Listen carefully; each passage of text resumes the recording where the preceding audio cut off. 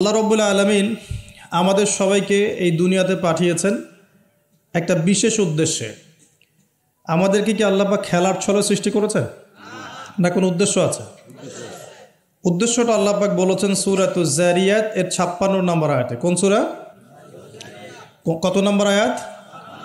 আল্লাহ পাক বলছেন আউযু বিল্লাহি মিনাশ শাইতানির রাজিম বিসমিল্লাহির রহমানির রহিম। আল্লাহ পাক বলছেন ওয়ামা খালাকতুল জিন্না ওয়াল ইনসা ইল্লা লিয়াবুদুন।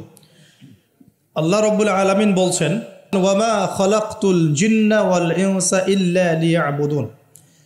আল্লাহ বলছেন আমি জিন আর মানব জাতিকে শুধুমাত্র আমার ইবাদত করার জন্যই সৃষ্টি করেছি, অন্য কোনো কারণে সৃষ্টি করি নাই। এখানে দুইটা শ্রেণী পাওয়া গেল, একটা হচ্ছে জিন জাতি, একটা কে?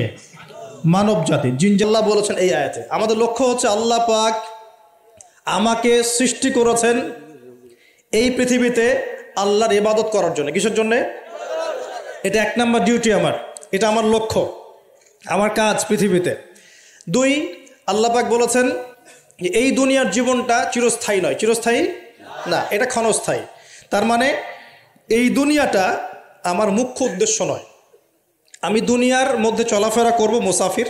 আমার প্রয়োজন আছে বিয়ে শাদী করবেন, চাকরির প্রয়োজন চাকরি করবেন, ব্যবসার প্রয়োজন ব্যবসা করবেন, আপনার রাজনীতি করার প্রয়োজন আছে আপনি করবেন, সব কিছু চলবে। কিন্তু এগুলো আমাদের দুনিয়ার মুখ্য উদ্দেশ্য নয়। এগুলো হচ্ছে আমাদের দুনিয়াকে চালিয়ে নেওয়ার উপকরণ, মাধ্যম মাত্র। কখনোই এই নেশার মধ্যে আমরা ডুবে যাব না। ডুবে যাব আল্লাহকে ভুলে গিয়ে দুনিয়ায় কখনো ডুবে যাব না। এটা আমার দ্বিতীয় কাজ। তিন নম্বর কাজ, আমাদের লক্ষ্য স্থির করতে হবে। দুটো লক্ষ্য আমাদের, এক, ভালো করে শোনেন, দুটো লক্ষ্য আমাদের, এক ইহকালীন লক্ষ্য, দুই পরকালীন লক্ষ্য। কয়টা লক্ষ্য? এক ইহকালীন লক্ষ্য, দুই